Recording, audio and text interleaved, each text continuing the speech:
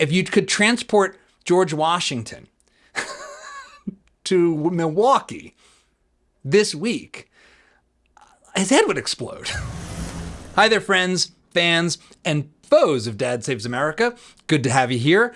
It is the day after Donald Trump gave his, I think we can say, historic speech at the RNC. And so I thought I would take this time to go through what I think is sort of the good, the bad, and the ugly of last night. So let's start off with what I'd like to say is the ugly. I think there's no better place to start than, Hulk Hogan. Well, let me tell you something, brother.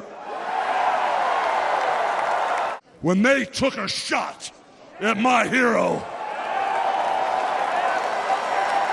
and they tried to kill the next president of the United States, enough was enough. And I said, let Trumpomania run wild, brother. Let Trumpomania rule again. Let Trumpomania make America great again. Let me tell you something, brother. So why is this ugly? Well, it's part of a bunch of stuff that happened in the lead up to Donald Trump taking the stage. And I have mixed feelings about this. So first, it's nuts. This is supposed to be the coronation of what should be an important role, the commander-in-chief of the most powerful nation on earth.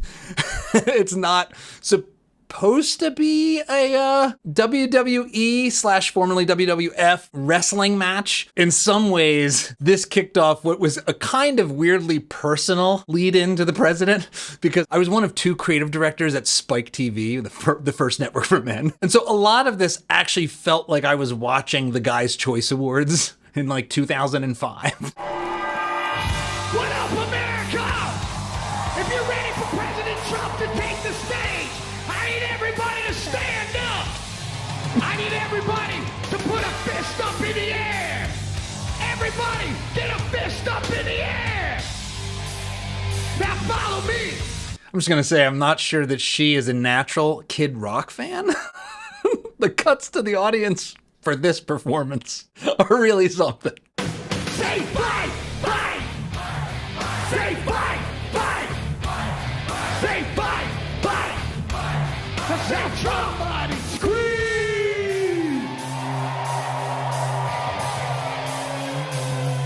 Another hardcore Kid Rock aficionado in the crowd.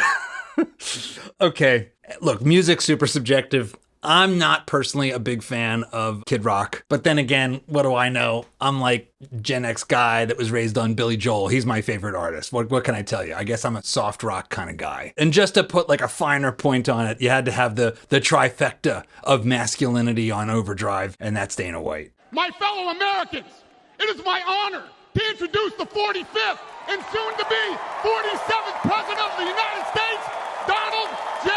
Trump. First at 9, it's Impact Wrestling, followed at 10 by Kid Rock, and then at 11, The Ultimate Fighter, Episode 12. That is what this felt like for me as a Spike Promos guy. And you know, the capper of it all is this image. And I think it got bigger and yet simultaneously less shocking. From the lakes of Minnesota to the hills of Tennessee. Big reveal. From sea to shining sea. From Detroit to Houston and New York to LA. There's pride. I gotta say, there is a poignance in this moment here, in spite of the kind of crazy bombast, because the speech starts off pretty reflective, actually, for Donald Trump. And you kind of see it on his face here. He's pretty moved, and it is moving to watch if you're not just enraged and seeing red the entire time. But you can't get past the big TRUMP logo. I mean, it's just like going for broke. Why did I put all this in the ugly category? So I have kind of two modes on this. One is my intellectual, and the other is sort of emotional, intuitive, whatever you want to call it. So intellectually, this looks like idiocracy. A kind of desecration, in a certain sense, a kind of like clown show carnival that for a country that I happen to really love, and for founding principles and for like statesmen throughout our history, who've occupied the presidency. This feels crass and crude. And so I think that's kind of ugly. I think most of the founding fathers and most, historical presidents, whether it's Abe Lincoln or FDR or Dwight D. Eisenhower or Richard Nixon, even Ronald Reagan, who is a Hollywood star, I think would look at this and be like, ooh, what happened? Oh no, what have we, is this it? This is America now. So that's the intellectual side. On the other side of the fence, more viscerally for me, is that this is politics. I mean, in some ways, I actually think this might be more honest about what politics actually is. We kind of dress it up in all of this pomp and circumstance, but it's sort of a dirty business. It's a kind of entertainment. I wish it wasn't. There's a lot of things that politics does to all of us, and a lot of things that we empower politicians to do and to deal with that aren't a laughing matter, that aren't supposed to be a clown show, like safety and security, like managing important parts of our lives like healthcare and education. But maybe we should do that because that's what this is. That is putting the most important things in our lives in the hands of the guys driving the clown car. I still would overall put the aesthetics in the ugly category. Now for the good, which should make some of you even more angry at me than you already are. But it'll be different people, so I think it works out in the end. Republicans have a plan to bring down prices and bring them down very, very rapidly. By slashing energy costs, we will in turn reduce the cost of transportation, manufacturing, and all household goods. So much starts with energy. That's profoundly true, actually. It's maybe one of the most sophisticated things that Donald Trump said last night. All else stands on top of energy. Energy is a kind of super good. The only thing that comes close to energy in terms of the way it impacts everything is money. Energy is not just one product. It is the product that empowers all the others. So he is right over the target here. And remember, we have more liquid gold under our feet than any other country by far. We are a nation that has the opportunity to make an absolute fortune with its energy. Drill, baby, drill. We have it. And this is the good. This is the best. With numbers that nobody has ever seen, and we will reduce our debt, $36 trillion. We will start reducing that. And nobody's talking about reducing the debt for real. Nobody's going to actually reduce the debt for real.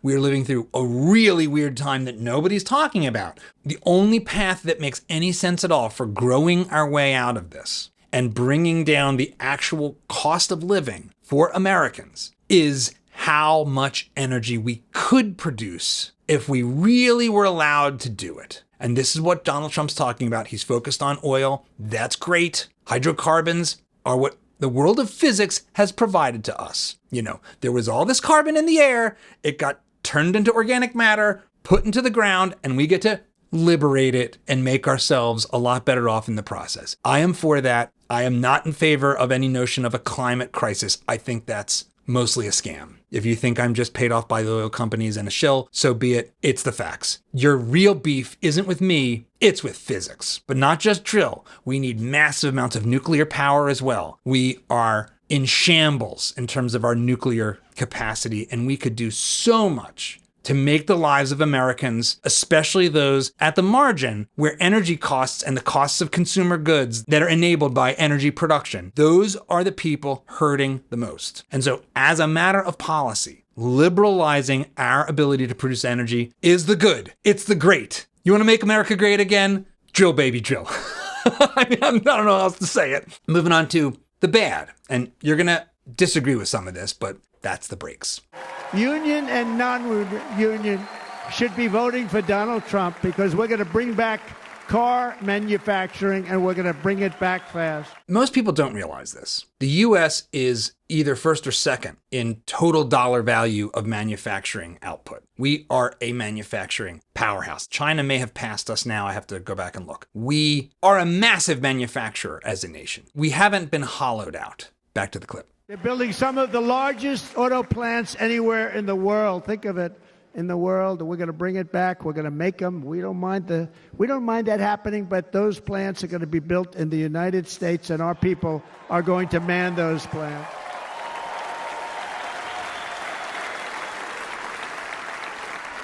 And if they don't agree with us, we'll put a tariff of approximately 100 to 200% on each car, and they will be unsellable in the United States. We have long been taken advantage of by other countries. And think of it, oftentimes these other countries are considered so-called allies. They've taken advantage of us for years. We lose jobs, we lose revenue, and they gain everything. I will give Donald Trump credit for something. He is consistent. He has been talking about international trade in these terms, like it's companies competing with each other for as long as he's been a public figure. And I think part of that is that he's lived through now multiple sort of foreign invasions. In the 80s, all of America was having a fever dream that Japan was going to take over the world. They were flooding us with all these cars. This was the worry. Japanese cars are coming in. The Japanese are screwing us somehow by selling us high quality products. This is the zero sum thing that goes into this idea that we as a nation are competing with other nations the way companies or individuals compete. I just think that's fundamentally collectivist and wrong. There isn't national competition in that way. It is rhetorically exciting. I'm a patriotic American. I love this country. I want America to excel. But America doesn't excel in an economic race to the top. That's not the way economics works. And one of the biggest problems with this and with this rhetoric is that it sounds like it's strength. We are going to stand up to these foreigners, to these Chinese with their subsidized electric cars and their solar panels and their this and their that, and they're dumping it on us and they're taking our jobs. We're going to stand up to them on behalf of the worker. I think that the better way to understand what this kind of policy is and this rhetoric, it is the rhetoric of weakness. It is everyone gets a trophy economics. It is helicopter parenting economics. I'm sorry, Detroit, you can't do this on your own. You're not strong enough to compete with Japanese or Chinese cars or German cars or Mexican cars. We just don't really believe in you. That's why we have to hover over you and protect you, like the protective parent who keeps their kid from ever getting bullied and therefore ever experiencing any life, ever learning how to deal with the trials and tribulations of the world. This is the problem. Protectionism is what it sounds like. It is protection. And protection from competition doesn't make you strong. It makes you weak.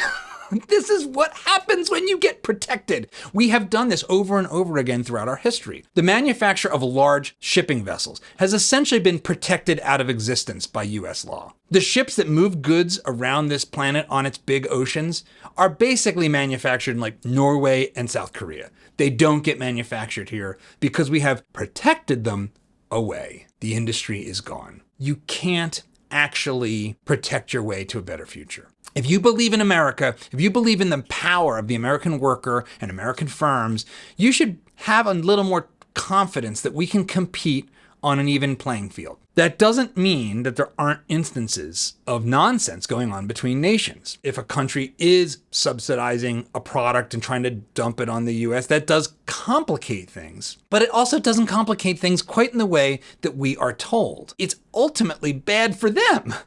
So if China wants to tax its people so that it can sell us solar panels at a discount, maybe in the short run, that's bad for the small number of people working in solar panel manufacturing in the US, but they're basically giving us cheap products for free. It's basically like a store offering a sale. And the question of whether that's good or bad for the country, for everyone, as opposed to good or bad for very narrow groups, is much more complicated than this. I'm not saying it's perfect. I'm not saying that international trade isn't hard on people. I'm not saying that in the short run, there aren't losers from competition. But if you protect American industry and American workers from competition, we will get weaker. We are going to be just like our immune systems. You protect us from pathogens, we don't get stronger, we get weaker. If you want to build muscle, you've got to break it down. You got to apply pressure and friction. That is how it works.